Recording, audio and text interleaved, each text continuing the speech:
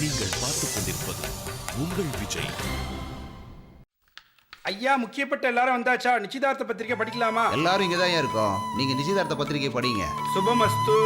நிகழும் மங்களகரமான கரவருடம் ஆவணி திங்கள் 17ஆம் நாள் புதன்கிழமை காலை 9 மணிக்கு மேல் 10:30 மணிக்குள்ளாக திருநிறை செல்வன் சுப்பையா என்கின்ற வரனுக்கும் திருநிறை செல்வி லட்சுமி என்கிற கன்னிகைக்கும் திருமணம் செய்ய குலதெய்வம் இஷ்ட தெய்வம் துணை கொண்டு பெரியோர்கள் முன்னிலையில் எழுதி வாசிக்கப்பட்ட நிச்சயதாம்பூல பத்திரிகை. ஐயா, எல்லாருக்கும் பரிபூர்ண சம்மதம் தானே? சம்மதம்னா நல்ல நேரம் முடியறதுக்குள்ள 2 வீட்டாரும் தாம்பூல தட்டை மாத்திக்கங்க. குடும்ப வழக்கப்படி வீட்டுல மூத்தவரை வச்சுதான் தட்டை மாத்துறது. அதுக்கு என்ன, தாராளமா பண்ணிக்கங்க. போங்க.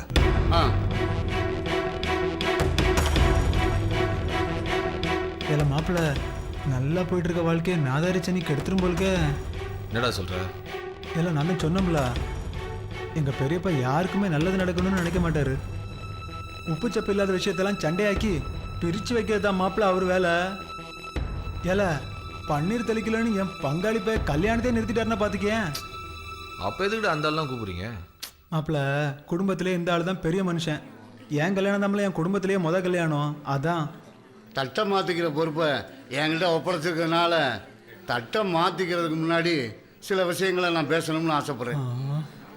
சபையில் தயவு செஞ்சு யாரும் தப்பாக நினைக்கவோ மனசு சங்கடப்படவோ கூடாது. என்ன மாப்பிள்ள ஆரம்பிச்சிட்டாங்களே என் பெரியப்ப. நீங்கள் என்ன பேசியிருக்கீங்க, என்ன கொடுக்குறீங்கன்னு எனக்கு தெரியாது. அது 101 பவுனு, கல்யாண செலவில் பாதி, சீர்சனத்தையெல்லாம் செய்யறதா பேசியிருக்கோம். இந்த கல்யாண செலவில் பாதி சீரு இதெல்லாம் சரிதான். இப்போ பேசுனபடி நகையெல்லாம் சபையில் இருக்கு இல்லையா?